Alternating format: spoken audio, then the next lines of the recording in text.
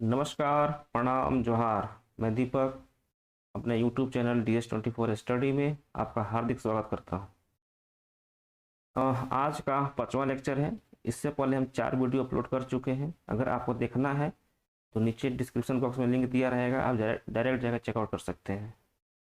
ठीक है, चलिए आज का क्लास स्टार्ट करते हैं। क्या है, एक वृत्त की परिधि है, उसको 50% तक घटाया जाता है तो वृत्त का क्षेत्रफल में कितने परसेंट तक घट जाएगा।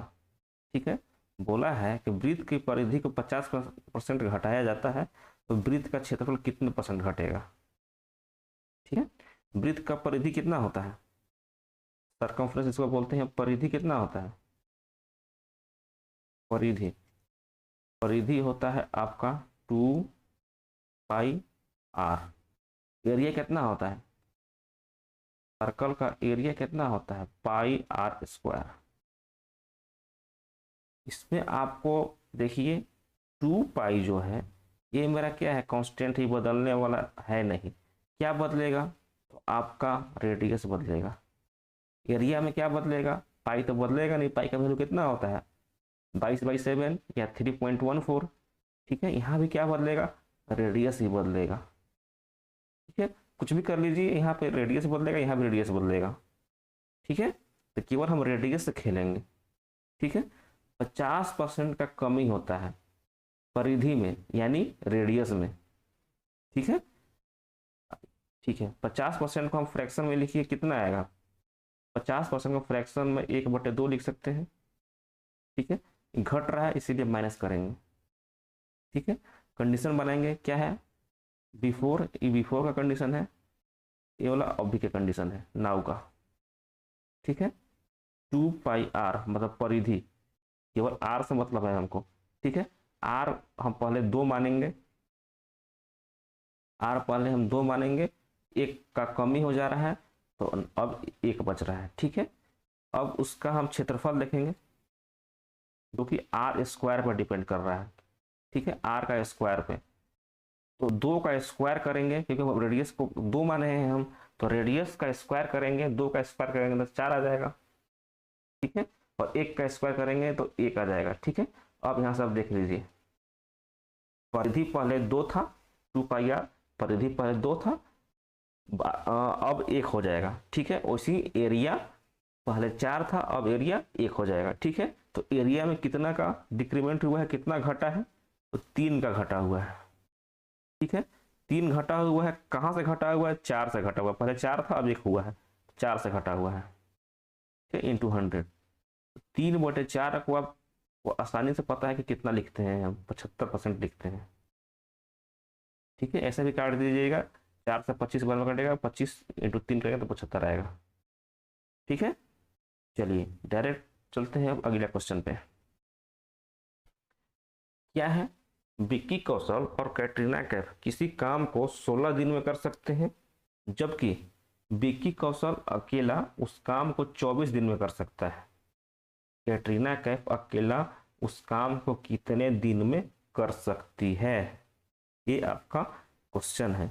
उससे पहले आप एक फॉर्मूला ध्यान में रखिए, work is equals to time गुना इफिशियंसी होता है, इफिशियंसी।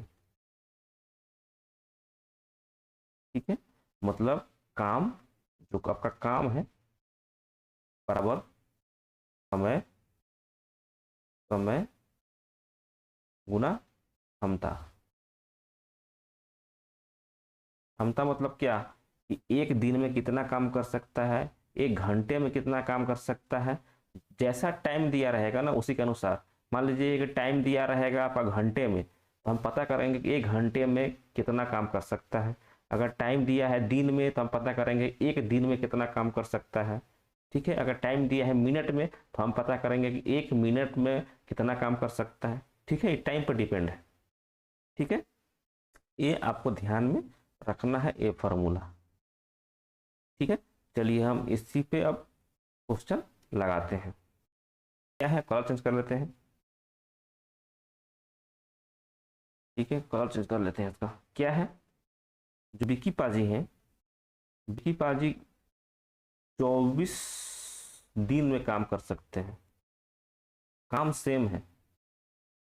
ठीक है, और विक्की और कैटरीना दोनों मिल के कितना दिन में काम कर रहे हैं, 16 दिन में काम कर रहे हैं। 16 दिन में, देखिए विक्की कौशल कैटरीना दोनों 16 दिन में काम करते हैं, और विक्की जो है वो अकेले 24 दिन में काम कर लेता है। क्वेश्चन में दिया हुआ है। ठीक है, आप देख रहे हैं कि ये क्या है, ये 24 तो मेरा दिन है, 16 क्या है, 16 दिन है। तो जो आप बच गया भी प्लस के और यहाँ पे भी, तो आपको जो भी और के का हम मान निकालेंगे यहाँ से, वो क्या निकलेगा, थोड़ा सा दिमाग लगाइए। जो हम कर रहे हैं, हम क्या कर रहे हैं, हम वही कर रहे हैं कि बाद में हमको भी और के का जो वैल्यू मिलेगा ना, वो मेरा इफिशियंसी होगा। ठीक है, कैसे, क्योंकि देखिए मेरा काम तो वही है जो विक्की और कैटरीना 16 दिन में कर रहे हैं, वही काम विक्की कौशल 24 दिन में कर रहा है। काम तो वही है ना जी, काम तो दूसरा है नहीं, काम वही है, काम सेम टू सेम है। इसीलिए जो काम था टाइम और इफिशियंसी के टर्म में लिखे थे, तो टाइम को तो हम 24 लिख दिए थे और इफिशियंसी की जगह हम भी पुट कर दिए हैं। इधर भी देख लीजिए, टाइम की जगह हम 16 पुट किए हैं, इफिशियंसी की जगह भी प्लस के लिख दिए हैं। ठीक है, तो जो भी के यहाँ से निकलेगा, भी और के का वैल्यू मेरा इफिशियंसी निकलेगा। कि मतलब जो यहाँ पे विक्की है और कैटरीना है, एक दिन में कितना काम करती है वो मेरा निकलेगा, क्योंकि ये 24 दिन है और ये 16 दिन है। ठीक है, तो विक्की और कैटरीना एक दिन में कितना काम करती है वो निकलेगा। ठीक है, चलिए हम निकालते हैं। पहले इसको हम काट लेते हैं, 8 से इसको 3 बार में काट लेते हैं, और 8 से इसको हम 2 बार में काट लेते हैं। तो 3v आएगा, 3v इक्वल टू आएगा 2v, कितना आएगा 2v प्लस 2k। ये इधर जाएगा तो v आएगा, v इक्वल टू 2k आ गया, तो v बाई के आ गया, v बाई के इक्वल टू 2/1। यानी आपका जो विक्की है एक दिन में 2 काम करता है, और कैटरीना एक दिन में मात्र 1 काम करती है। ठीक है, ये हमको मालूम चल गया कि जो विक्की है वो एक दिन में 2 काम और कैटरीना एक दिन में 1 काम। ठीक है, तो हमको आप पहले टोटल वर्क पता होना चाहिए। ठीक है, कि टोटल वर्क कितना है। विक्की तो एक दिन में 2 काम कर रहा है और कैटरीना एक दिन में 1 काम कर रही है। तो हमको पता था क्वेश्चन में कि विक्की उस काम को 24 दिन में कर लेता है। ठीक है, विक्की एक दिन में 2 काम करता है, विक्की एक दिन में 2 काम और टोटल 24 दिन लगा रहा है, तो टोटल वर्क निकल जाएगा कि टोटल वर्क मेरा 24 दूनी 48 हो जाएगा। ठीक है, चलिए टोटल वर्क निकाल लिए हम। टोटल वर्क कितना हो जाएगा, 24 दिन समय ले रहा है और 2 का इफिशियंसी से उसका काम कर रहा है, मतलब एक दिन में 2 काम और 24 दिन लगा रहा है, तो टोटल काम 48। ये 48 काम आ गए। ठीक है, क्वेश्चन में क्या पूछा है, कैटरीना कैफ अकेला उस काम को कितने दिन में कर सकती है। ठीक है, टोटल काम तो आपका 48 आ गया, और कैटरीना कैफ एक दिन में 1 काम करती है, तो 48 काम को करने में टोटल उसको 48 दिन ही लग जाएंगे। 48 दिन ही लग जाएंगे कैटरीना कैफ को उस काम को करने में।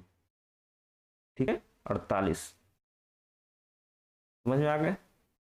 इसका चलिए एक और मेथड बता देते हैं, अगर समझ में नहीं आया होगा तो एक और मेथड इसका बता देते हैं। क्या कीजिएगा, विक्की है, कलर चेंज कर लेते हैं पहले। क्या है, विक्की है और विक्की और कैटरीना है। ठीक है, विक्की 24 दिन में काम करता है, 24 डेज, और विक्की और कैटरीना 16 दिन।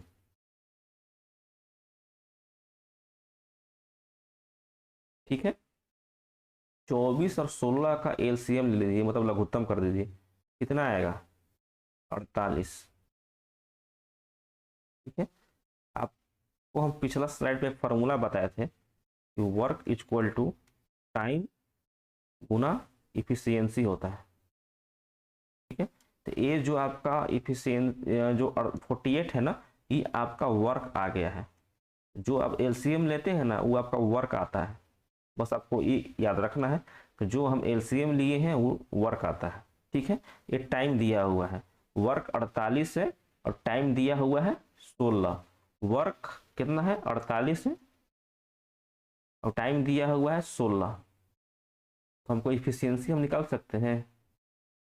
16 है, 16 इफिशियंसी निकाल सकते हैं आराम से। कितना हो जाएगा, इधर जाएगा 3 बचेगा, कट जाएगा 3 बार में कट जाएगा, तो ये मेरा 3 आ गया।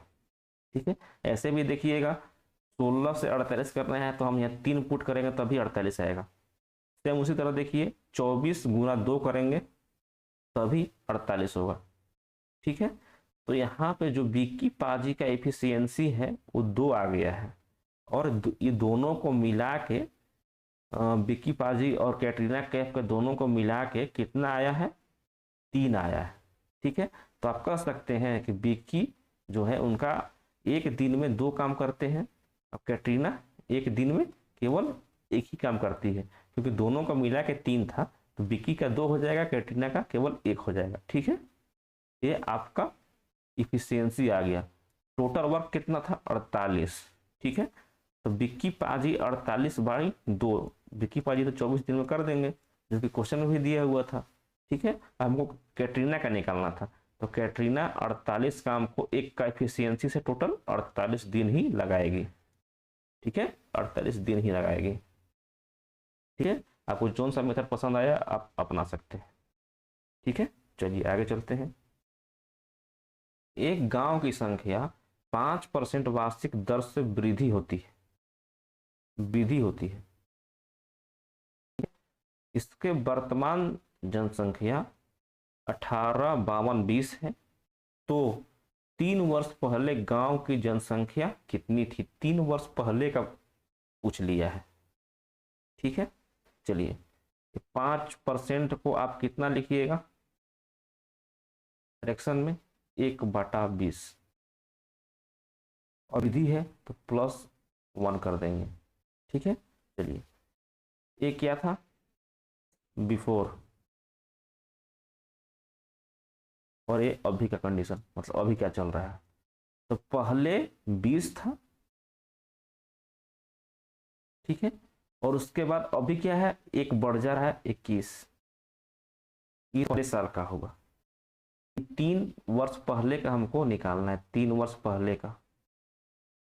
ठीक है, मतलब 3 साल का हमको निकालना पड़ेगा, ये तो पहले साल का होगा। दूसरे साल का फिर 20 से 21 हुआ होगा, तीसरे साल फिर 20 से 21 हुआ होगा। ठीक है, इसको गुना कीजिएगा, 20 का 3 बार गुना कीजिएगा तो 8000 आएगा। 20 का क्यूब कितना होता है, 8000 आता है। 21 का क्यूब 9261 आता है।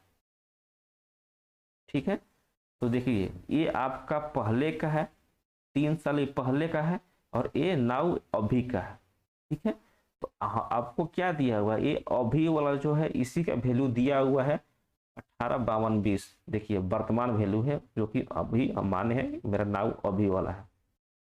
ठीक है, 9261 का वैल्यू कितना दिया है, 185220। तो आपको 3 साल पहले, मतलब ये 8000 का वैल्यू निकालना है आपको। ठीक है, 9261 को 2 से मल्टीप्लाई कीजिएगा तो 18522 आएगा। 2 से मल्टीप्लाई कीजिएगा तो कितना बार में कटेगा, टोटल आपका 20 बार में कटेगा। ठीक है, 20 × 8000 कीजिएगा तो आपका 16 आएगा। 16 पर 1 2 3 4 जीरो आ जाएगा, 1 2 3 4 जीरो, यही आपका आंसर होगा। ठीक है, 1 जीरो और होगा, दोनों ऑप्शन में 1 जीरो और बढ़ा दीजिएगा। ठीक है, ऑप्शन नंबर सी। ठीक है, चलिए आगे चलते हैं। राम तथा श्याम के रुपयों का अनुपात 4:5 है, एवं श्याम तथा रमेश के रुपयों का अनुपात 2:3 है। यदि राम के पास 800 है तो रमेश के पास कितने हैं? ठीक है, 3 लोग हैं। कौन कौन है? राम है, श्याम है, और कौन है? रमेश। ठीक है, राम कितना दिया हुआ था? राम और श्याम का दिया हुआ है रेशियो कितना है? 4:5। ठीक है, उसके बाद श्याम और रमेश का दिया हुआ है। श्याम तथा रमेश के रुपए का अनुपात 2 और 3 है। श्याम ए है, श्याम का कितना दिया हुआ है? 2 और 3 दिया हुआ है। अनुपात देख के अच्छा से भरिएगा एग्जाम में। ठीक है, अब आपको क्या करना है, एक मेरा यहाँ जगह खाली है, एक यहाँ जगह खाली है, तो यहाँ जो जगह खाली है इसके बगल में जो टर्म है ना, बस उसी को डायरेक्ट यहाँ पे भर दीजिए। 5 के 5 यहाँ खाली है, इसका जो बगल में है उसी को धर दीजिए डायरेक्ट 2 और मल्टीप्लाई कर दीजिए। 4 दूना 8, ये कितना आएगा? 5 दूना 10, 5 दिया 15। यही आपका रेशियो आ गया राम, श्याम और रमेश का। यही आ गया, राम का 8 आ गया, श्याम का 10 आ गया, रमेश का 15 आ गया। तो क्या दिया हुआ? यदि रमेश के पास 800 है, ठीक है, तो राम के पास 800 है, तो रमेश का निकालना है। 8 का वैल्यू कितना दिया हुआ है? 800। 1 का वैल्यू 100, तो रमेश का वैल्यू कितना आ जाएगा? 1500। ठीक है, ऑप्शन नंबर बी। ठीक है, चलिए आगे चलते हैं। यदि a/3 equal to b/4 equal to c/7 हो, तो a plus b plus c का होल बाई c का मान निकालना है। ठीक है, ऐसा वैल्यू जब भी दे ना, बहुत बार ऐसा देता है, ऐसा बहुत बार सवाल दे देता है, बच्चे से फंस के रह जाते हैं कि क्या दे दिया है। ठीक है, ऐसा जब भी दे a/3 equal to b/4 is equal to c/7, ऐसा जब भी देना तो आपको a का वैल्यू 3 ही रख मानना है, b का वैल्यू 4 मानना है, c का वैल्यू 7 मानना है डायरेक्ट। इसको याद रखिएगा, a का हमको 3 लेना है, b का 4 लेना है, c का 7 लेना है। क्वेश्चन लेने का एक ही मेरा मकसद था कि आपको बस यही बता देना। ठीक है, यहाँ से आप आराम से बना सकते हैं। आपको मालूम चल गया कि ए का वैल्यू 3 है, बी का वैल्यू 4 है, सी का वैल्यू 7 है। आप इसमें पुट कीजिएगा डायरेक्ट। ठीक है, पुट कर देते हैं। कितना है? ए प्लस बी प्लस सी का होल डिवाइडेड बाई सी निकालना है। ठीक है, ए का वैल्यू कितना है? 3, बी का 4, सी का वैल्यू 7। सी से डिवाइड करना है, 7 से डिवाइड करना है, कितना आ जाएगा? 7 4 11, 3 14 बाई 7, 2 आ गया आंसर। ठीक है, इस क्वेश्चन में जान नहीं था, लेकिन केवल आपको ई कॉन्सेप्ट बताने के लिए ही जस्ट हम इस क्वेश्चन को लिए हुए थे। ठीक है, चलिए आगे चलते हैं।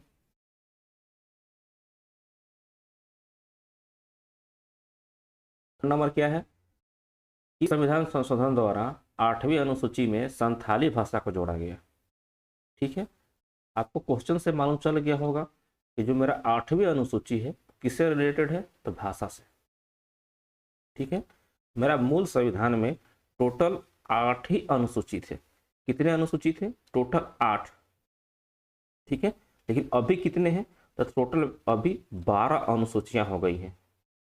ठीक है, अनुसूची चलिए बाद में पढ़ेंगे, क्वेश्चन पे आते हैं। संथाली भाषा क्वेश्चन पूछता है एग्जाम में कि मूल संविधान में टोटल कितने भाषाएं को शामिल किया गया था? तो टोटल 14 भाषा को शामिल किया गया था।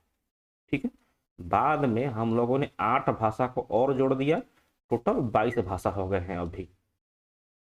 ठीक है, जो 8 भाषा जोड़े हैं, कौन से आर्टिकल कौन से अनुच्छेद के तहत जोड़ते हैं? आर्टिकल नंबर 368 368 के तहत हम लोग ऐड करते हैं। ठीक है, जो 8 भाषा हम लोग एक्स्ट्रा जोड़े हुए हैं, बस एग्जाम में क्वेश्चन यहीं से घुमा घुमा के देता है। ठीक है, कि कौन कौन सा लैंग्वेज भाषा को ऐड किया गया है और कौन सा संविधान संशोधन द्वारा उसको जोड़ा गया है, बस यही पूछता है एग्जाम में। ठीक है, तो हम कैसे याद रखेंगे, 1 3 का 4, 1 2 का 4 नहीं, 1 3 का 4, जो एक भाषा जोड़ा गया था, ये 21वां संविधान संशोधन द्वारा किया गया था, 21वां संविधान संशोधन, जो कि ऑप्शन नंबर ए में है। 3 नंबर 71वां संविधान संशोधन द्वारा, किसके, 71 कॉन्स्टिट्यूशनल अमेंडमेंट एक्ट के द्वारा जोड़ा गया था, जो कि ऑप्शन नंबर बी में है। जो 4 नंबर है, ये 92वां संविधान संशोधन द्वारा जोड़ा गया था। ठीक है, कब जोड़ा गया था, 2003 में। ये कब जोड़ा गया था, 1992। ठीक है, आपको डेट ये नहीं याद रखना है, बस खाली ये याद रखिए कि कौन सा संविधान संशोधन से जोड़ा गया था। ठीक है, 21वां से जोड़ा गया था, 71वां से जोड़ा गया था और 92वां से जोड़ा गया था। ठीक है, 21, 71, 92। ठीक है, 21 से कितने जोड़ा गया था, चलो चेंज कर लेते हैं। 21 से कितने जोड़ा था, 21 से 1 जोड़ा गया था। ठीक है, 71 से कितने, 71 से 3 लैंग्वेज जोड़ा गया था। 92 से कितने लैंग्वेज जोड़ा गया था, तो 92 से 4 लैंग्वेज जोड़ा गया था। 4 3 7 1 8 लैंग्वेज हो गए। ठीक है, जो 21वां संविधान संशोधन था, तो कौन सा लैंग्वेज जोड़ा गया था, उस लैंग्वेज का नाम था सिंधी। कौन सा लैंग्वेज, सिंधी। 71वां संविधान संशोधन के द्वारा 3 लैंग्वेज जोड़ा गया था।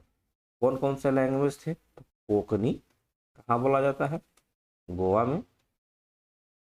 कोंकणी, मणिपुरी, मणिपुरी कहाँ बोला जाता है, मणिपुर में। और नेपाली, नेपाली कहाँ, नेपाल में। ठीक है, जो 92वां संविधान संशोधन था, उसमें 4 भाषा को जोड़ा गया। कैसे याद रखेंगे, DBMS, क्या, DBMS, ऐसे याद रखेंगे। कैसे, DBMS मतलब, डी का मतलब क्या, डोगरी। डोगरी कहाँ का भाषा है, जम्मू कश्मीर का। बी का मतलब क्या है, बोडो, ये कहाँ का भाषा है, असम का। एम का मतलब क्या है, मैथिली, मैथिली कहाँ का भाषा है, बिहार का। एस का मतलब क्या है, संथाल, संथाली। ठीक है, कहाँ का भाषा, झारखंड का। ठीक है, चलिए, आपको याद हो गया कि 21 से, 71 से और 92 से 3 संविधान संशोधन था, जिससे हमको 8 लैंग्वेज जोड़ा गया था। 21 से 1 भाषा, 71वां से 3 भाषा और 92वां से 4 भाषा जोड़ा गया था। ठीक है, 92वां को हम DBMS से याद रखते हैं। ठीक है, जो आपका 31वां संविधान संशोधन था, इससे हम क्या जोड़े थे, लोकसभा का सीट पहले 525 था, कितना था, 525। इसको बढ़ा के हम 552 सीट कर दिए हैं। कहाँ पे, लोकसभा में, लोकसभा में। ठीक है, एग्जाम में पूछता है कि लोकसभा का सीट 525 से बढ़ा के 552 कौन से संविधान संशोधन द्वारा किए थे, तो कौन सा था, 31वां। तो इसका आंसर कौन सा हो जाएगा, ऑप्शन नंबर सी, 92वां संविधान संशोधन के तहत हम 8वीं अनुसूची में संथाली भाषा को जोड़े थे, जो कि ये है संथाली भाषा। ठीक है, कोई दिक्कत, कोई परेशानी नहीं होनी चाहिए। ठीक है, एक एग्जाम में और क्वेश्चन पूछता है कि जो भारतीय नोट है, भारतीय जो इंडियन करेंसी है, उस पर कितने भाषा दिए रहते हैं। इंडियन करेंसी पर टोटल कितने भाषा दिए रहते हैं, 15 भाषाएं दिए रहते हैं। ठीक है, बता दें क्या, चलिए बता ही देते हैं उस पर, भाषा से रिलेटेड, इंडियन करेंसी ना। चलिए, करेंसी, भारत में कितने कितने नोट अभी अवेलेबल है, 10 रुपए का नोट है, और क्या है, 20 रुपए का नोट है, 50 रुपए का नोट है, और क्या है, 100 रुपए का नोट है, 200 का नोट है, 500 का नोट है, और 2000 का नोट है, 2000 का नोट है। ठीक है, जो 10 रुपए का नोट है, इस पे किसका फिगर रहता है, यही एग्जाम में पूछता है कि 10 रुपए के नोट पे क्या चीज का फिगर छपा रहता है, तो कोणार्क का सूर्य मंदिर रहता है। कहाँ पे है, उड़ीसा, जिसको कि हम ब्लैक पगोड़ा के नाम से भी जानते हैं, ब्लैक पगोड़ा के नाम से भी जानते हैं। 20 रुपए के नोट पे क्या है, तो एलोरा की गुफाएं हैं, एलोरा की गुफाएं हैं, ठीक है, एलोरा की गुफा। ये पता है ना कि नोट पे कितना लैंग्वेज होता है, 15 लैंग्वेज ही होता है। जाकर देख लीजिएगा, कोई सा भी नोट उठाइएगा उस पर देखिएगा 15 लैंग्वेज ही मिलेगा, ठीक है। ये भी पूछता है कितने लैंग्वेज आते हैं नोट पे, तो 15 लैंग्वेज है। एलोरा की गुफा 20 रुपए के नोट पे, 50 रुपए के नोट पे जाकर देखिएगा क्या छपा रहता है, हम्पी, हम्पी की गुफाएं उस पे 50 रुपए के नोट पे है। 100 रुपए के नोट पे क्या है आपका 100 रुपए का, हाँ, रानी की बाव है, रानी की बाव कहाँ पे है, गुजरात में, ठीक है। कोणार्क कहाँ है, उड़ीसा में। एलोरा गुफा कहाँ है, महाराष्ट्र में। हम्पी कहाँ है, कर्नाटक में। रानी की बाव कहाँ पे है, गुजरात में। 200 रुपए के नोट पे क्या है, सांची का स्तूप, क्या है, सांची का स्तूप, ये कहाँ है, एमपी में, ठीक है, अशोक द्वारा बनवाया गया था। 500 रुपए के नोट पे क्या है, लाल किला, क्या है, लाल किला, रेड फोर्ट, ठीक है। 2000 के नोट पे क्या है, मंगलयान, क्या है, मंगलयान, ठीक है। जो कोणार्क का जो सूर्य मंदिर था, इसको यूनेस्को वर्ल्ड हेरिटेज साइट में कब शामिल किया गया था, 1984 में, ठीक है। एलोरा केव्स को यूनेस्को वर्ल्ड हेरिटेज साइट में कब शामिल किया गया था, 1983 में। हम्पी को 1986 में, ठीक है। रानी की बाव, ये इम्पोर्टेंट है, जो कि अभी फिलहाल 2014 में इसको शामिल किया गया, ठीक है। 2014 में रानी की बाव को वर्ल्ड हेरिटेज साइट में शामिल किया गया है। सांची का स्तूप 1989 में शामिल किया गया था। ये तो मेरा शिफ्ट में एनटीपीसी के पेपर में पूछा हुआ था, ठीक है। लाल किला को कब शामिल किया गया था, तो 2007 में, ठीक है। मंगलयान तो इसका शामिल है ही नहीं, मंगलयान, मंगलयान है कि नहीं, इसमें डाउट है। मंगलयान को लगा शामिल नहीं है, वर्ल्ड हेरिटेज साइट में नहीं शामिल है, ठीक है, इसमें तो नहीं है। चलिए, इतना आपको समझ में आ गए कि 15 लैंग्वेज है भारतीय नोट पे। 10 रुपए के नोट पे क्या होगा, 20 रुपए के नोट पे क्या है, 50 रुपए पे नेट क्या है, बस आपको ये सब याद रखना पड़ेगा, इतना चीज़ें, ठीक है। क्या क्या इसमें आप लोगों ने जाना, आपने भाषा के बारे में जाना, ठीक है, कि मेरा 8वीं अनुसूची किससे रिलेटेड है, तो भाषा से रिलेटेड है, ठीक है। मूल संविधान में टोटल 8 अनुसूचियाँ थी, अभी 12 अनुसूची हो गई हैं। मूल संविधान में टोटल 14 भाषाएं थी, लेकिन अभी 22 भाषाएं हो गए हैं। 8 भाषा को हम लोगों ने अलग से जोड़ा है। कौन कौन सा, संविधान संशोधन से 21 से 71 से और 92 से। 21 से 1 भाषा जोड़ा है, 71 से 3 भाषा, 92 से 4 भाषा जोड़ा है, ठीक है। चलिए, ये सब आपको दिमाग में रखना है, रट लीजिए या समझ लीजिए, जैसे भी रखिए, आप पे डिपेंड है, ठीक है। चलिए आगे चलते हैं। महात्मा गांधी को पहली बार राष्ट्रपिता कहकर किसने संबोधित किया था, राष्ट्रपिता कहकर किसने संबोधित किया था, आंसर है इसका सुभाष चंद्र बोस, इन्होंने राष्ट्रपिता कहकर संबोधित किया था। पिछला क्लास में आपको बताए थे हम महात्मा किसने कहा था, तो महात्मा जो महात्मा की तरह दिखते हैं वही बोलेंगे, कौन, रविन्द्रनाथ टैगोर। रविन्द्रनाथ टैगोर ऐसे व्यक्ति थे जिनको पहला बार नोबेल प्राइज मिला था, भारतीय मतलब पहला भारतीयों को मिला था। ऐसे पहले भारतीय थे जिनको नोबेल प्राइज मिला था, कौन से बुक के लिए, गीतांजलि के लिए, ठीक है। चलिए, सुभाष चंद्र बोस के बारे में जान लेते हैं। इनका जन्म 1897 में कहाँ हुआ था, कटक उड़ीसा में हुआ था, ठीक है। ये 1938 के हरिपुरा अधिवेशन के अध्यक्ष थे। किसका अध्यक्ष थे, इंडियन नेशनल कांग्रेस का, ठीक है। हरिपुरा अधिवेशन 1939 में त्रिपुरी अधिवेशन का भी चुनाव जीत गए, लेकिन महात्मा गांधी पट्टाभी सीतारामैया को चाहते थे, इसलिए इन्होंने उस पद को छोड़ दिया, मतलब कांग्रेस का जो अध्यक्ष का पद था उन्होंने छोड़ दिया, ठीक है। बाद में 1939 में इन्होंने फॉरवर्ड ब्लॉक का स्थापना किया था। 1943 में इंडियन नेशनल आर्मी का स्थापना किया था। ठीक है, इनका मुख्य नारा कौन कौन सा है? जय हिंद, तुम मुझे खून दो मैं तुम्हें आज़ादी दूंगा, दिल्ली चलो, इनका नारा था सुभाष चंद्र बोस का। सुभाष चंद्र बोस का एक बुक है जो कि एग्जाम में बहुत पूछता है, इंडियन स्ट्रगल, या Indian struggle, Indian struggle, Indian struggle. ठीक है, इसको ध्यान में रखिएगा। ठीक है, ऑप्शन नंबर बी क्या है? राजा राम मोहन राय। राजा की उपाधि आपको पिछला क्लास में बताए थे हम, अकबर द्वितीय, अकबर सेकेंड ने दिया था। ठीक है, इन्होंने 1815 में क्या किया था? आत्मीय समाज का स्थापना किया था। किसका? आत्मीय सभा का। ठीक है, 1828 में इन्होंने क्या किया था? ब्रह्म समाज का स्थापना किया था, ब्रह्म समाज का स्थापना किया था।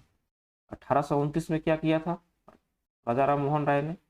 सती प्रथा का आंदोलन छेड़ा था। किसके साथ मिलके? तो लॉर्ड विलियम बेंटिक के साथ मिलकर इन्होंने सती प्रथा के खिलाफ आंदोलन छेड़ा था। ठीक है, इनका अखबार है, अखबार का क्या नाम है? मिरातुल। मिरातुल अखबार किनका है? राजा राम मोहन राय का। इनका बुक कौन सा है? इनका बुक है संवाद कौमुदी। कौन सा? संवाद कौमुदी। एग्जाम में पूछता है बार बार, इसीलिए आपको बार बार हम बता रहे हैं। संवाद कौमुदी अखबार का क्या नाम है? मिरातुल। ठीक है, नेक्स्ट आइए, स्वामी विवेकानंद। स्वामी विवेकानंद का बचपन का नाम क्या था? नरेंद्र दत्त। इन्होंने ही 1897 में, 1897 में रामकृष्ण मिशन के नाम से एक मिशन का स्थापना किया था अपने गुरु के नाम पर। इनका गुरु का नाम क्या था? रामकृष्ण परमहंस।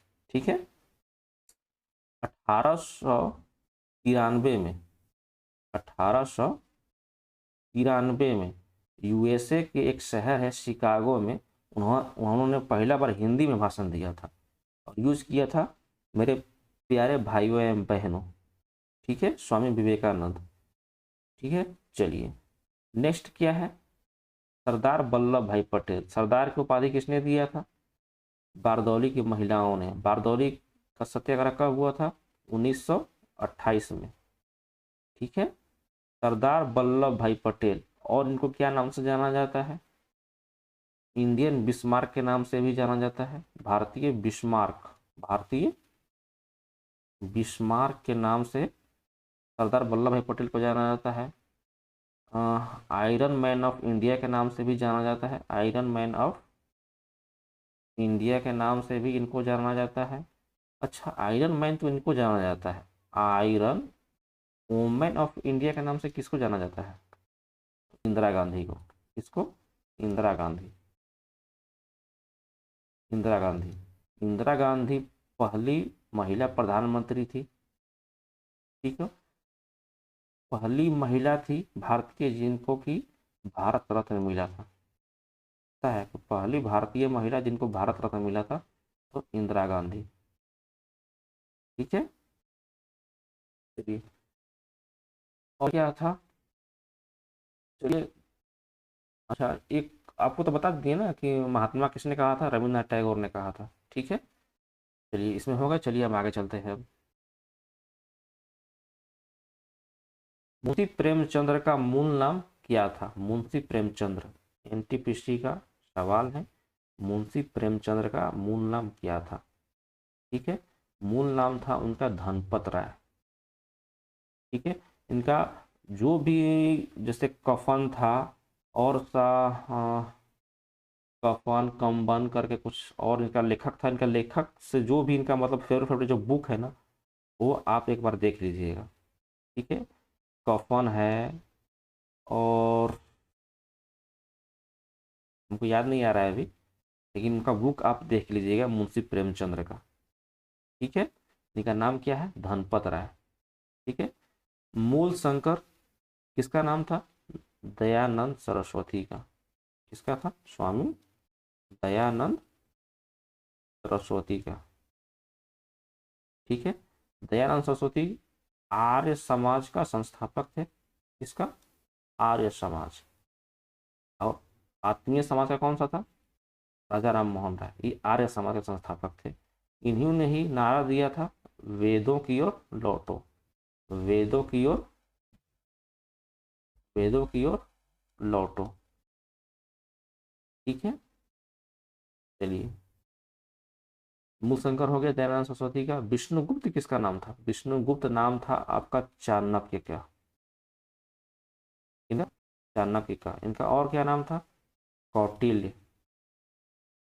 किसके गुरु थे? चंद्रगुप्त मौर्य।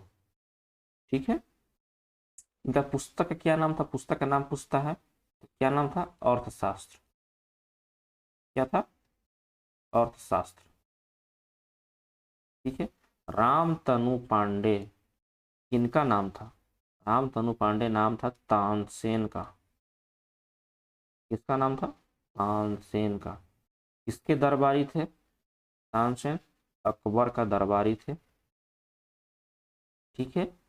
इनका गायन का फेमस गायन कौन कौन सा है? तो मियाँ का मल्हार, मियाँ का मल्हार इनका फेमस गायन है, मल्हार।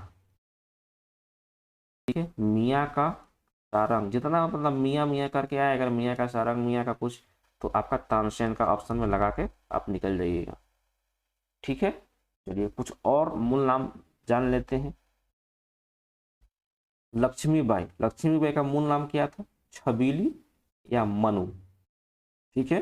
बाबर का क्या नाम था? जहरुद्दीन। अकबर का क्या नाम था? जलालुद्दीन। बीरबल का महेश दास, इंपॉर्टेंट है, ध्यान में रखिएगा, महेश दास। जहांगीर सलीम। शाहजहां खुर्रम। शेरशाह फरीद खान। शेरशाह वही है जिसने ग्रैंड ट्रंक रोड बनवाया था। ठीक है। स्वामी विवेकानंद आपको बताया, अब ये बताया, नरेंद्र दत्त इसका नाम था स्वामी विवेकानंद का। ठीक है। दिलीप कुमार, यूसुफ खान, जो अभी एक्टर थे ना दिलीप कुमार, जिनका अभी निधन हुआ है, यूसुफ खान। ठीक है। बाल गंगाधर तिलक का नाम क्या था? केशव। बाल गंगाधर तिलक, इनको इंडियन अनरेस्ट किसने बोला था? इंडियन अनरेस्ट का कारण किसने बोला था? मतलब भारत खुश नहीं है। अनरेस्ट का मतलब होता है भारत अभी इनके कारण परेशान है, कहने का मतलब इन्हीं कारण भारत परेशान है। किसने कहा था? वेलेंटाइन सिरोल ने कहा था। किसने कहा था? वेलेंटाइन सिरोल ने कहा था कि बाल गंगाधर तिलक के कारण ही भारतीय सुखी नहीं है, मतलब अपना जीवन यापन इनका कठिनाई से चल रहा है। इनके कारण? बाल गंगाधर तिलक के कारण। ठीक है। बाल गंगाधर तिलक का बुक का क्या नाम है? बुक का नाम है इनका क्या? गीता रहस्य। गीता रहस्य। ठीक है। इन्होंने यह बुक कहाँ लिखा था? गीता रहस्य इन्होंने बुक कहाँ पे लिखा था? इन्होंने बुक लिखा था आपका, जो इनको 1909 या 1910 में जो इनको जेल मिला था ना, वो म्यांमार का मांडले जेल। कौन सा जेल? मांडले जेल में बंद थे, तब इन्होंने यह बुक लिखा था, गीता रहस्य। ठीक है। चलिए, ये आज का क्लास हम यहीं समाप्त करते हैं। अगर आपको पसंद आया होगा तो आपको पता है क्या करना है। ठीक है। चलिए, जय हिंद, जय भारत।